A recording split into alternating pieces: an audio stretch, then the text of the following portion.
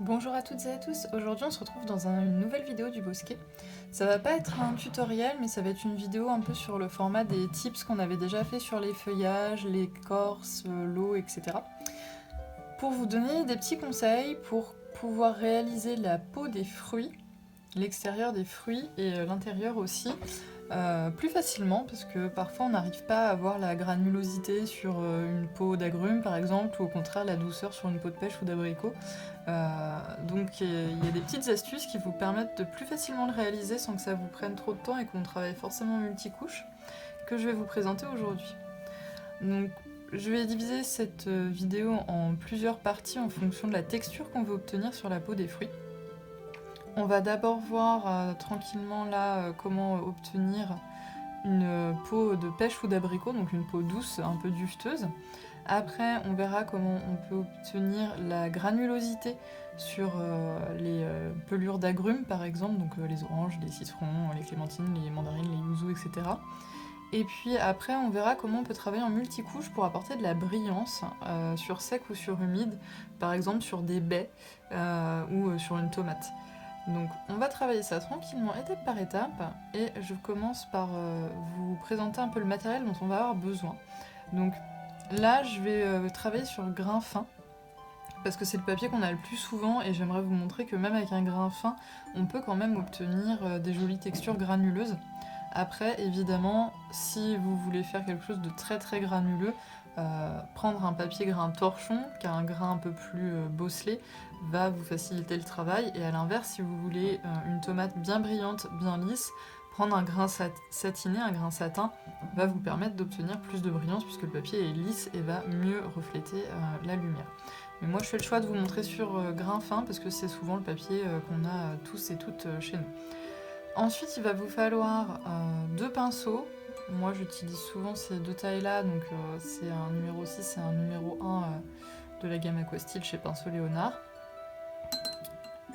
Je vous montrerai dans la vidéo pourquoi est-ce que c'est important d'avoir un pinceau plus fin.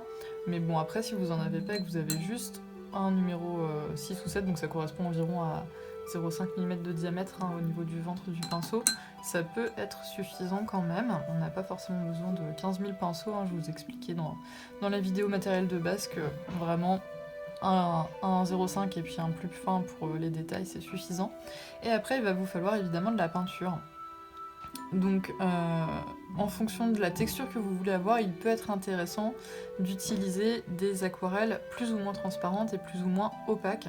Donc, on va le voir sur deux orangés que je vais vous montrer dans la vidéo, parce que si vous utilisez une aquarelle opaque, elle va avoir un rendu plus duveteux, donc ça va être très intéressant pour les pots de pêche, les pots d'abricot par exemple. Et à l'inverse, si vous utilisez une aquarelle très transparente, elle va être beaucoup plus intéressante pour faire des fruits qui ont la peau très lisse, donc les tomates, les baies, etc. Donc, je vous montre déjà comment obtenir la peau toute douce d'une pêche ou d'un abricot. Pour réussir ça, il va falloir préparer votre aquarelle à l'avance et travailler sur humide. Donc, comme on va travailler sur les pêches et les abricots, je vais vous sortir des orangés et je vais vous sortir un jaune orangé aussi pour que vous voyez comment on peut ajouter de la profondeur à la couleur. Donc là, on a Marigold de chez Manon du Pigmentarium.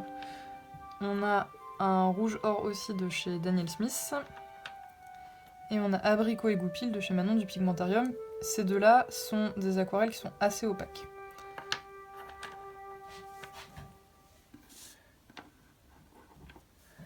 Je vais me les mettre en haut. Je vais venir les réhumidifier avec une goutte d'eau.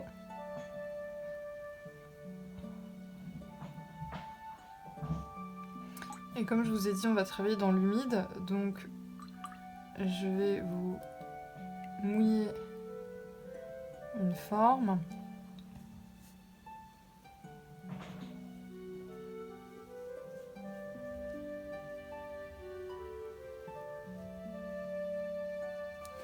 Et sur celle-ci, on va prendre vraiment juste un peu d'abricot qu'on va venir déposer sur la forme humide. Donc vous voyez, ça diffuse les pigments dans toute ma forme Il y a seulement les bords où parfois ça a du mal avec la granulosité du papier à donner bien la forme, donc faut pas hésiter à arrondir et à venir retapoter dans votre forme pour lisser les contours, mais permettre cet aspect dufteux en faisant migrer les pigments eux-mêmes. En fait, si vous faites un aplat lisse sur sec, ça va moins donner cet aspect vaporeux et du coup vous aurez moins le côté doux de la peau du fruit au séchage. Et après on n'y touche plus, on laisse vraiment travailler les pigments pour avoir ce côté tout doux.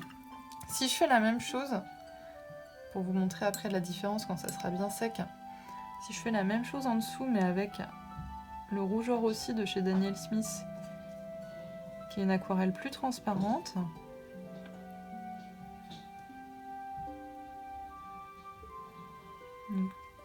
on voit déjà quand on dépose les pigments qu'on a un rendu moins opaque, plus clair, avec des zones très lumineuses. On a moins ce problème de contour, le contour est déjà un peu plus lisse. Et vous voyez, quand je tire ma peinture, tout de suite ça homogénéise ma surface. Et même en remettant voilà, un peu les pigments de manière aléatoire, ils ont tendance à plus facilement avoir un rendu homogène. Et donc au séchage, on aura un rendu plus brillant. Donc ça peut vous servir, par exemple, si vous voulez faire avec une autre couleur, par exemple une belle tomate, ou même une tomate orangée. Il faudrait l'éclaircir un peu, parce que là, elle me semblerait un peu foncée.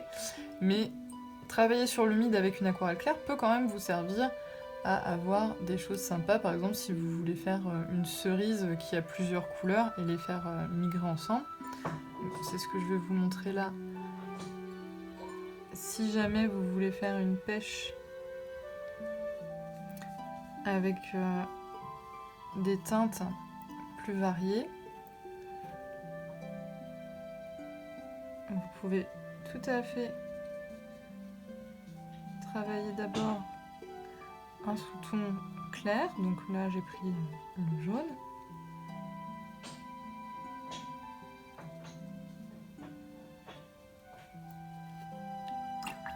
Et venir rajouter, je vais enlever un peu d'eau parce que c'est très humide, et on va venir rajouter une seconde couche avec une couleur plus foncée généralement. Donc je vais reprendre, si je veux un aspect un peu dufteux, ce orangé là. Et je vais venir le travailler sur la partie haute de ma forme.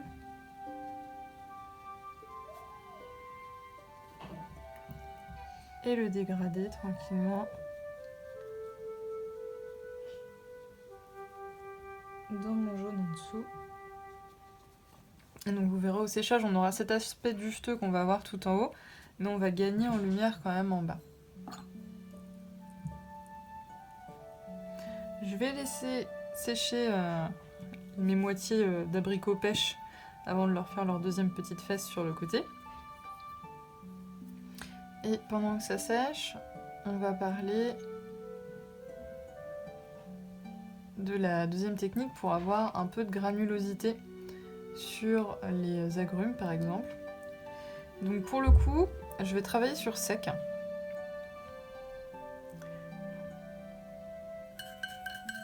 Donc je vais me préparer un peu plus de marigold. Il m'en reste un fond dans ma palette. Donc pour les agrumes, je vous conseille de travailler avec des aquarelles qui sont transparentes. Parce que la peau des agrumes, elle est granuleuse, mais elle a ce côté très brillant si vous les mettez à la lumière. Donc c'est mieux de travailler avec des aquarelles qui vont être transparentes.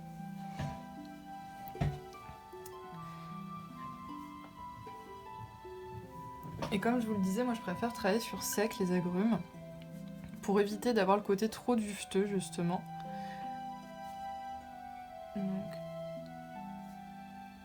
je vais faire une première forme.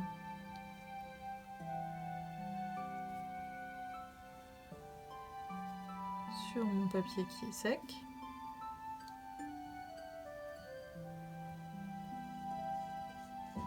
Mais je vais quand même la rendre bien brillante, bien humide, parce que je vais venir retravailler à l'intérieur. Et pour ça, il faut que ma surface, elle soit encore bien humide. Oui, il y a moins d'eau qu'ici, hein, puisqu'on a travaillé sur sec. Mais je fais attention à avoir ce côté quand même humide du papier. Et je vais venir pouvoir, à certains endroits, rajouter des petites touches de pigment. Soit avec la même teinte, si on veut un rendu homogène sur le fruit. Donc là, c'est ce qu'on a sur celui-ci.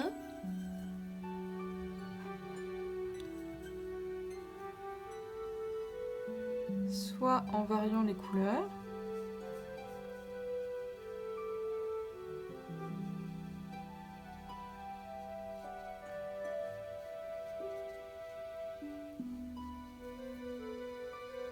Donc on fait sur sec une base.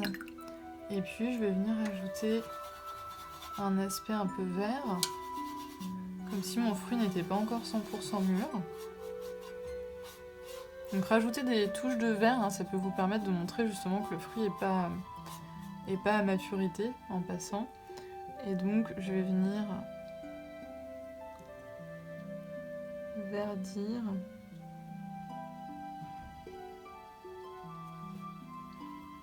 un côté de mon fruit.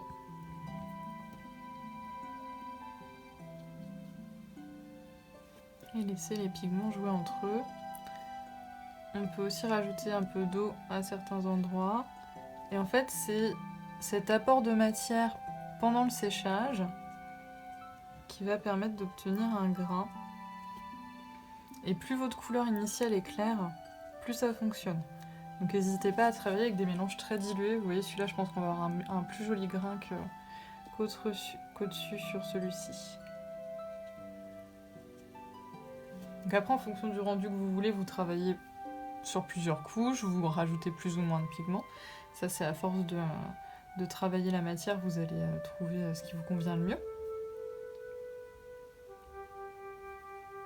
Mais là, vous voyez, on voit déjà sur le petit citron que ça permet de verdir un peu un coin.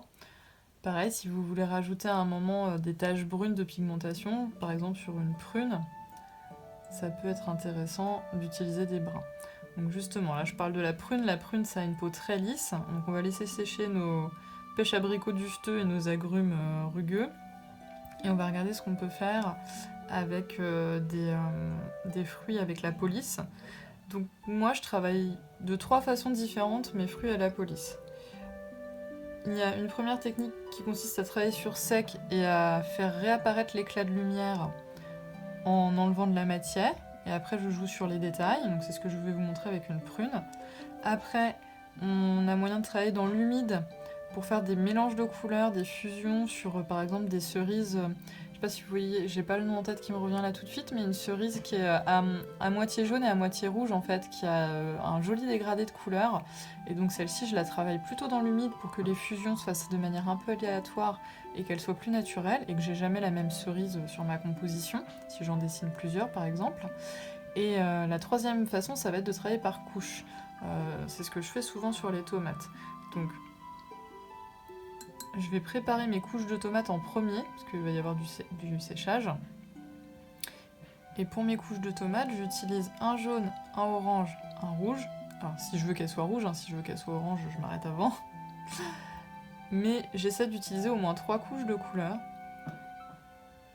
pour lui rendre sa brillance. Donc, j'ai toujours une couche jaune très lisse, assez claire, qui me sert en fait de sous-ton pour mon fruit. Donc, comme je vous dis que je travaille en 3 couches, je vais me faire 3 ronds du même jaune. Comme ça, vous allez voir couche par couche comment ça rend.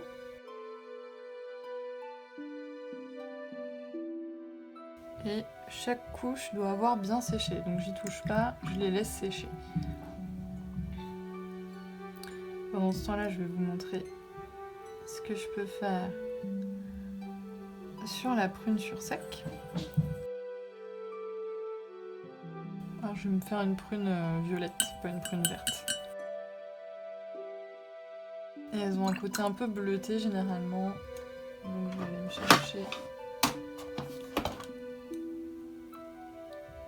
de quoi bleuter ma peau. Donc pour les fruits, je vous conseille de faire des mélanges quand même. C'est assez rare que sur une palette on ait tout de suite la couleur qu'on veut qui correspond bien aux fruits. Donc je disais, pour la prune, je travaille sur sec. J'essaie de travailler avec un mélange, toujours pour avoir ce sous-ton bleu qui ressort sous la peau. Je fais la même chose pour la peau des figues. Vous voyez, quand je bouge ma peinture, j'ai le sous-ton bleu en dessous. Donc ça, c'est super joli quand vous faites des baies. Et je vais venir accentuer ma couleur en déposant sur ma forme humide le pigment. Comme j'ai utilisé des aquarelles qui sont assez transparentes, je vais avoir un rendu lisse. Je ne vais pas avoir le rendu duveteux comme ici. Je vais rincer mon pinceau. Je vais bien l'essuyer sur un chiffon propre. Et je vais venir lui faire un éclat de lumière à un endroit pour signifier le reflet du soleil ou de la lumière à l'intérieur du fruit. Donc je ressèche bien mon pinceau. Et comme j'ai fait un mélange entre... alors après moi je connais bien ma palette aussi, il faut que vous fassiez des tests pour vos couleurs. Mais comme j'ai fait un mélange avec un bleu et un violet qui s'aiment pas trop, là où je viens déposer mon pinceau, ça éclaircit parce que ça vient boire les pigments et ça donne un côté rouge, ça donne un reflet rouge. Et alors ça, pour faire des grains de raisin ou des prunes, c'est top parce que ça montre la différence entre la teinte de la peau et le jus qui est à l'intérieur de votre fruit. Donc faut essayer de connaître votre palette pour pouvoir avoir ce genre d'effet où on a un extérieur qui n'est pas exactement de la même teinte que l'intérieur du fruit et qui vous permet donc de jouer sur la lumière et les nuances plus facilement. Donc je vais le laisser sécher tranquillement, cette petite prune ou ce petit grain de raisin. Et je vais vous montrer ce que je vous disais tout à l'heure sur la cerise qui a plusieurs couleurs.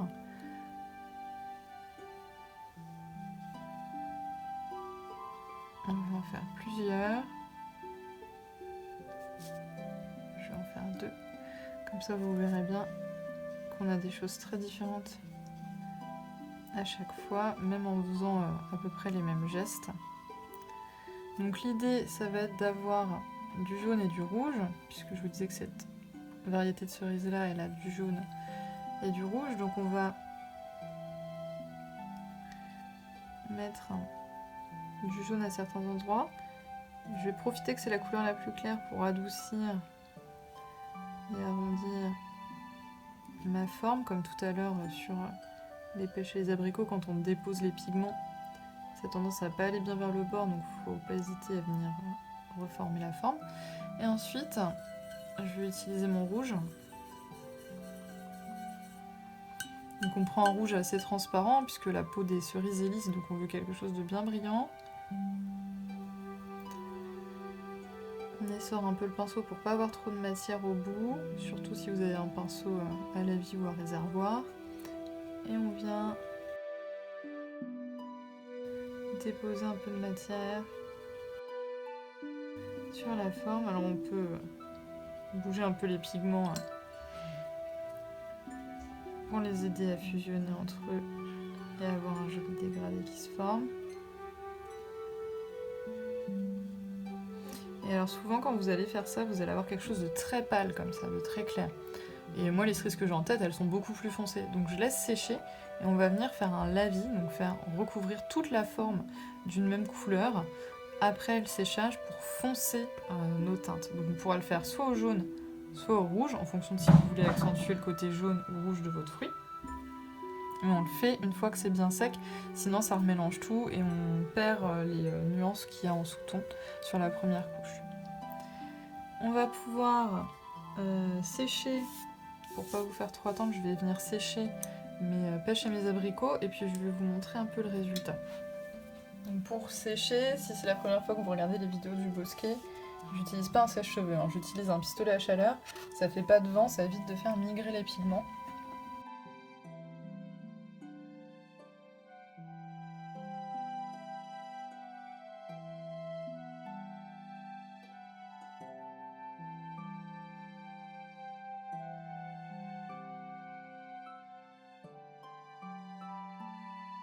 Hop, je nous remets de la lumière et on va pouvoir regarder déjà un peu ce qui s'est passé là avant de continuer. Donc je vais me rapprocher de la caméra pour que vous voyez mieux, je vais faire le focus.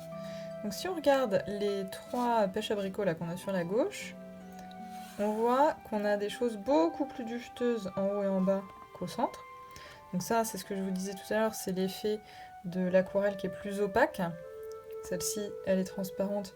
Donc on voit les nuances en fait à travers, on voit du jaune en sous-ton, des orangés plus sombres à certains endroits, et donc ça donne l'impression qu'il y a du jus à l'intérieur du fruit, et que si on peut voir le jus à l'intérieur du fruit, c'est que la peau est un peu transparente, un peu lisse. Et c'est pas ce qu'on veut sur les fruits du juteux ou à peau épaisse. Donc nous, ce qu'on veut pour les pêches et les abricots, c'est soit ça, soit ça. Donc je vous dis, moi j'ai une petite préférence pour celui avec 2 couleurs parce que ça vous permet d'avoir des nuances au sein du fruit et d'avoir l'impression à certains endroits qu'il y a les petits poils qui sortent du papier. Mais avec une seule couleur, vous pouvez déjà obtenir des choses très sympas. Donc en fonction de votre palette, vous pouvez tester les deux. Je vais vous refaire la deuxième pièce pour que vous visualisiez mieux le fruit une fois terminé. Mais voilà, ça c'est tout sur technique humide et on peut déjà avoir 3 rendus différents juste en fonction de la couleur qu'on utilise, est-ce qu'elle est transparente ou opaque. Pour les agrumes, on voit qu'on a obtenu un joli grain, en haut comme en bas. En faisant plusieurs fois la même couleur ici, on voit qu'on a un tour plus foncé qui se forme. Ça c'est normal, quand vous travaillez dans l'humide, vous avez ce côté accumulation des pigments en fait sur le bord qui vous fait comme un tour. Comme là on en a mis beaucoup, c'est beaucoup plus visible, beaucoup plus foncé qu'à côté par exemple sur le même marigold pour ma tomate. On voit qu'il y a ce petit bord plus foncé qui nous fait le contour de l'objet, mais il est beaucoup plus doux. Donc en fonction du contour que vous voulez obtenir, il faut faire attention quand même un peu à ça. Et on observe que sur le citron où j'ai fait 2 couleurs, la granulosité est plus visible et plus sympa que sur la forme où on a la même couleur, parce que certains pigments s'apprécient moins que d'autres, et le vert que j'ai utilisé et le jaune orangé que j'ai utilisé s'apprécient moyennement, je dirais. Donc ils acceptent bien de se fusionner, ce qui fait qu'on a un dégradé vert léger en nuance qui est très joli, qui est pas trop prononcé, mais en même temps ça a créé du grain parce qu'à certains endroits ils n'ont pas réussi à bien se mélanger. Et donc ça, moi c'est ce que je recherche quand je fais mes agrumes, c'est le côté d'avoir à la fois des jolies nuances, des jolis dégradés, notamment quand je prends des fruits qui sont pas censés être mûrs à 100%, et en même temps cette belle granulosité. Donc ça, sur sec, on n'avait pas mouillé les formes avant, et on obtient quand même des résultats différents, encore une fois en fonction des couleurs, des pigments que vous utilisez. Donc il faut vraiment bien connaître votre palette, c'est hyper important. Faites des nuanciers, hein, surtout quand vous avez des nouvelles couleurs, ça peut vous aider grandement pour les textures. Là, je vais vous montrer, on va faire la suite pour la tomate, parce que pour l'instant il n'y a pas grand chose à voir. On va regarder un peu plus, par contre c'est notre petite prune grain de raisin là. Donc là on voit qu'on a plusieurs choses. Donc on a travaillé sur sec, avec une seule couleur.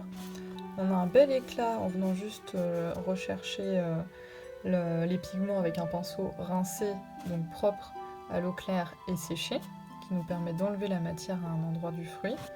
On a une belle granulosité parce que j'ai mélangé des pigments qui granulent un peu, mais elle me dérange pas même si le fruit est censé être lisse, parce que c'est comme si il était un peu strié et qu'on voyait le jus à l'intérieur.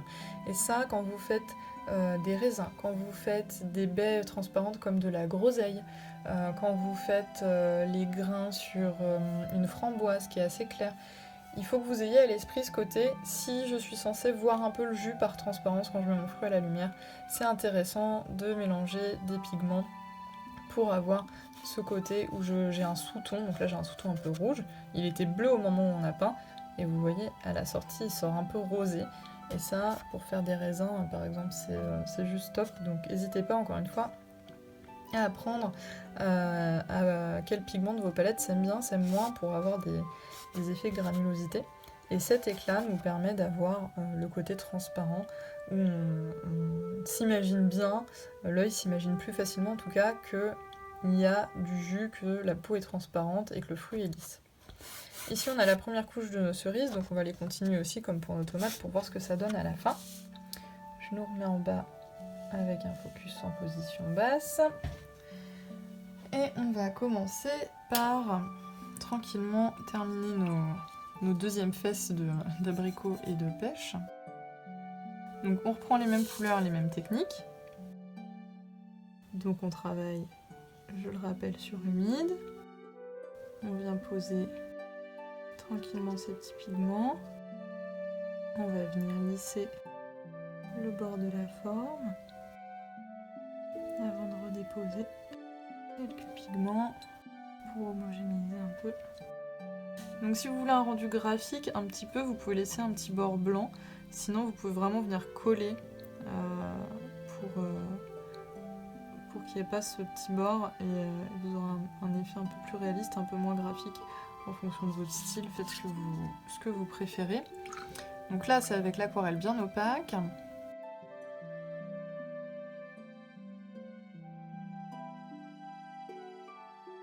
Je tourne ma feuille pour avoir un bel arrondi. N'hésitez pas à le faire non plus. C'est pas de la triche de juste tourner sa feuille. Voilà. Donc là j'ai un peu plus collé, hein. On va avoir le jaune bien sur le bord. Mais vous allez voir, en séchant, on va quand même garder ce bord là parce que c'est bien sec.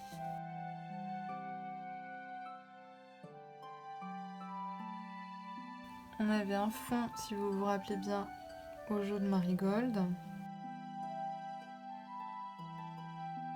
Et ensuite, on avait rajouté un petit peu d'orangé en partie haute avec l'aquarelle beaucoup plus opaque qu'on était venu dégrader. Donc on va les sécher, puis on verra hop à la fin ce que ça donne. Là pour les agrumes, j'ai pas trop d'autres techniques à vous donner, sauf si vous voulez rajouter encore plus de profondeur, vous allez pouvoir venir moucheter, faire des petits points foncés pour creuser la peau en fait. Donc avec la même couleur, donc je reprends mon marigold par exemple pour le citron. Je vais venir... Je vais le faire qu'en partie haute, comme ça vous pourrez voir la différence. Je vais venir vraiment faire des petites touches, des petits points en haut, et au séchage, ça devrait avoir creusé la peau à cet endroit-là de mon citron. Pour la tomate, on avait dit 3 couches pour avoir une belle tomate rouge. Donc en haut, je vais laisser le marigold tranquille. Je vais me faire un orange quand même un peu moins intense que ce que j'ai là pour la deuxième couche. Et en fait, on va faire ce qu'on appelle un lavis, donc on va recouvrir notre forme avec une autre couleur. Généralement, on fait ça avec un jus assez dilué, assez clair, juste pour homogénéiser un élément. Et donc là, c'est ce qu'on va faire. Donc je reprends bien ma forme. J'hésite pas à tourner mon papier pour pas en déborder et que ça fasse des démarcations qui seraient peu gracieuses. Donc, vous voyez, j'ai rempli entièrement. Et je vais vraiment venir accentuer cette couleur. Et je vais l'accentuer encore plus là où je veux que ce soit ombré. Donc en partie basse gauche, je rajoute des pigments et je n'en rajoute pas en haut, là où j'aurai mon point de lumière. Je fais la même chose pour celle qui va avoir bien ces 3 couches. Hop, je viens ombrer en rajoutant des pigments. Je vais laisser sécher. Et ici, on fera la 3e couche avec le rouge. Alors, faut pas hésiter si vos pigments migrent un peu à venir boire un peu de jus là où vous savez que vous viendrez mettre votre point de lumière après. Et on va s'occuper, pendant que ça sèche un peu, de nos cerises. Donc je vais vous montrer, pareil, un lavis, mais je vais vous en montrer un clair et un foncé. Donc déjà on voit qu'on n'a pas du tout les mêmes dégradés qui se sont faits au sein du fruit, parce qu'on n'a jamais exactement le même geste. Donc c'est ça qui est intéressant en travaillant sur l'humide, c'est que vous allez pouvoir obtenir des choses très variées avec la même technique. Et on va faire un lavis bien jaune et un lavis rouge. Donc quand on fait un lavis, on essaie de faire un seul passage, de ne pas frotter trop sa forme pour éviter de bouger les pigments qui sont en dessous.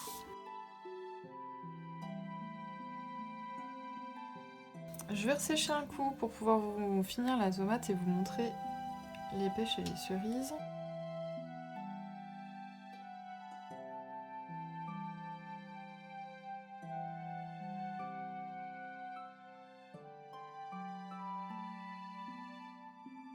Donc,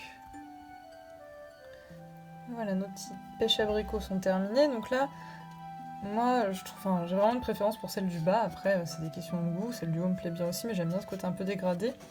Là, on aurait plus un abricot monochrome, une seule couleur bien étalée, bien lisse, mais bien dufteuse.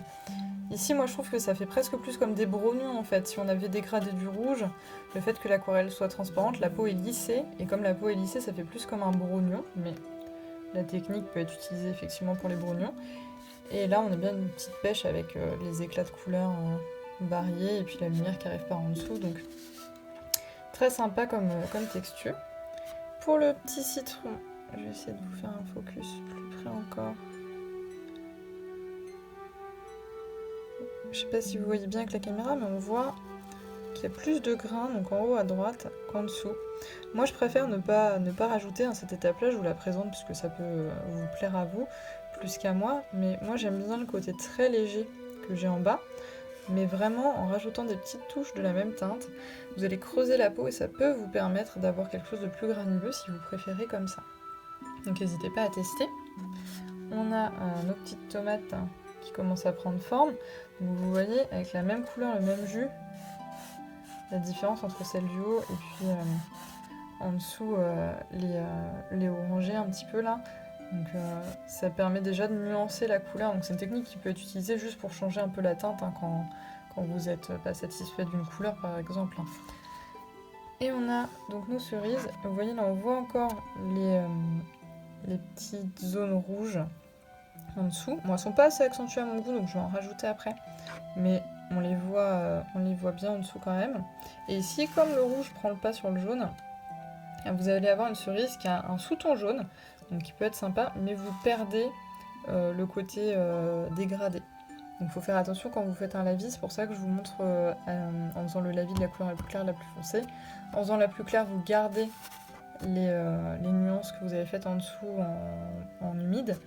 Quand vous mettez un lavis de la couleur la plus foncée, vous gardez le sous-ton de la seconde couleur plus claire, mais vous perdez généralement les nuances, les dégradés. Donc il faut faire attention à ça quand vous utilisez cette technique. On va finir tranquillement notre petite tomate. Donc on va utiliser notre rouge. Et on va venir faire, donc pareil, un lavis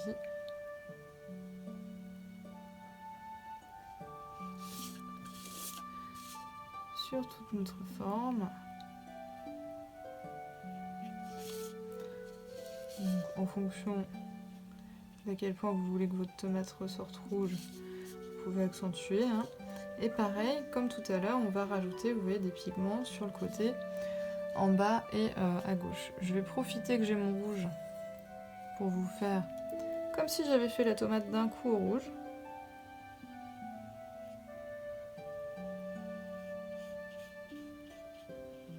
Vous voyez, j'ai pas remélangé, c'est vraiment le même rouge qu'au-dessus.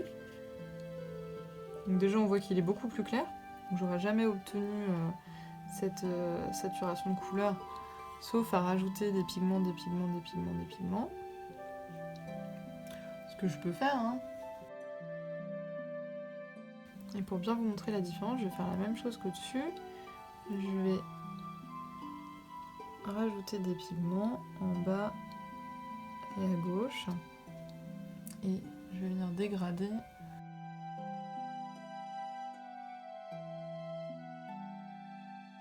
Donc pendant que ça sèche un petit peu, je vais venir accentuer l'éclat ici, comme j'ai fait tout à l'heure. Pour avoir le soleil qui tape sur ma tomate. Je vais faire la même chose sur celle-ci. Je vais lui faire un petit éclat. Donc vous voyez déjà, là mon éclat, il est jaune-orangé. Parce que j'ai mon jaune et mon orangé en dessous. Là mon éclat il est blanc parce qu'en fait, quand j'enlève mes pigments, j'ai directement le papier en dessous. Et alors ça, c'est typiquement ce que je veux pas avoir quand je fais des fruits. Parce que il n'y a pas de blanc dans le fruit. Donc c'est pas logique. L'œil ne va pas trouver ça logique. Et vous allez voir qu'à la fin, ça ressemble pas à une tomate du tout. Pourtant, c'est la même forme, c'est le même rouge qui est utilisé, mais comme il n'y a pas de sous-ton, comme il n'y a pas de nuance, ça fonctionne pas pour tromper l'œil.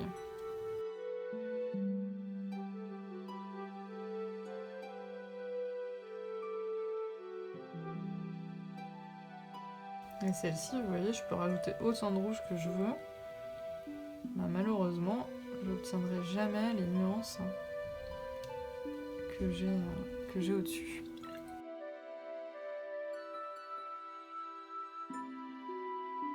Pour ma cerise, si comme moi, vous trouvez que les petites nuances à l'intérieur ont été un peu trop effacées, vous pouvez tout à fait venir recolorer en rouge à certains endroits et venir faire un lavis transparent, donc juste de l'eau par-dessus. Et ça va vous remettre un petit peu de teinte rouge dans votre élément. Donc je vais sécher une dernière fois pour que vous voyez la différence sur les tomates.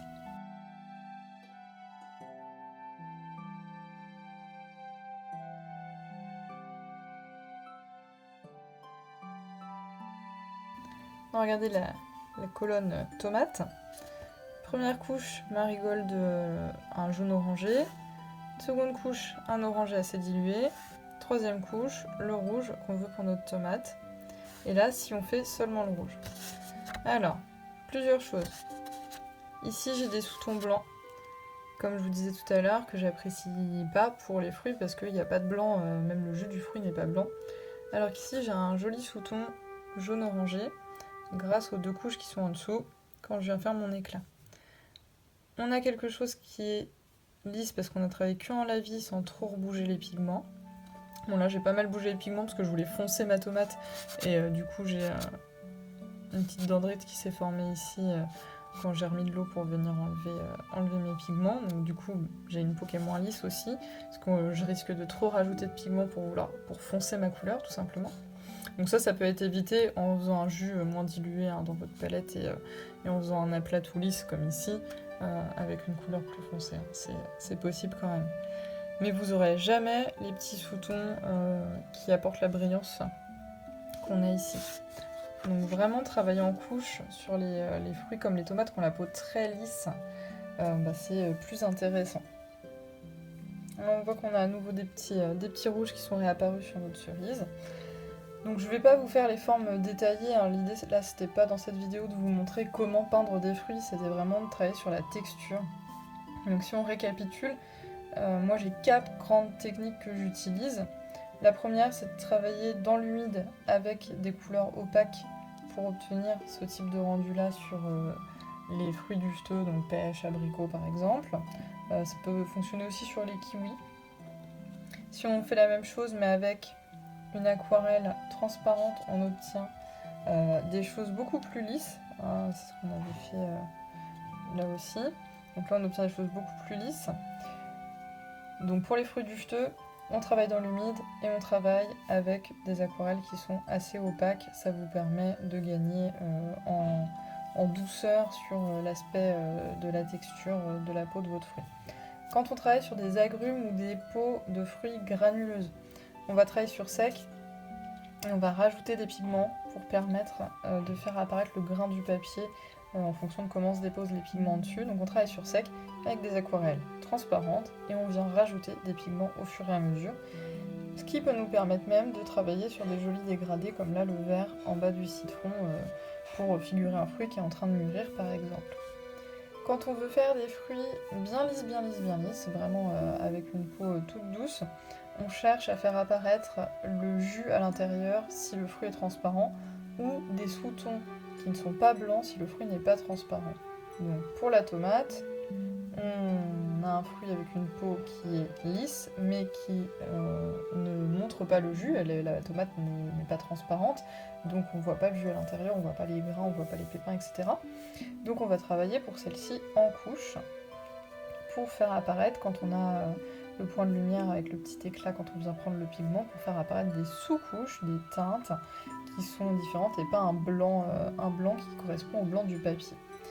A l'inverse, si on a plutôt des fruits où on voit le jus à l'intérieur, comme des grains de raisin, certaines baies comme les groseilles, on va travailler en monocouche, mais on va chercher à avoir des mélanges dans son aquarelle, donc plutôt des aquarelles transparentes, mais qui quand elles sont mélangées, au moins deux couleurs, vont donner des nuances, et pas le blanc du papier en dessous, mais vraiment une autre couleur qui va figurer la couleur du jus à l'intérieur de votre fruit.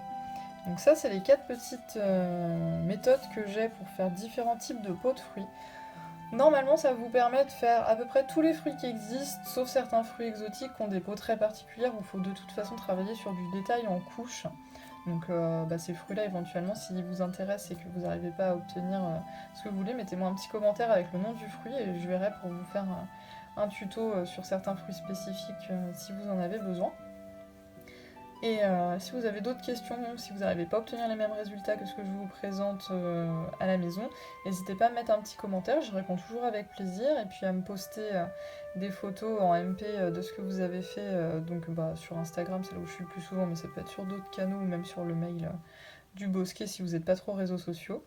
Et puis j'espère que ces petits conseils vous aideront et vous auront plu. On se retrouve rapidement pour un nouveau tuto, parce que je pense que le prochain ce sera pas des tips, ce sera pas des conseils, ce sera un tuto plus complet. Et d'ici là, portez-vous bien. N'hésitez pas à vous abonner pour pas louper la suite, à me mettre un petit pouce, un petit commentaire, ça me fait toujours plaisir. Et on se dit à bientôt. Salut!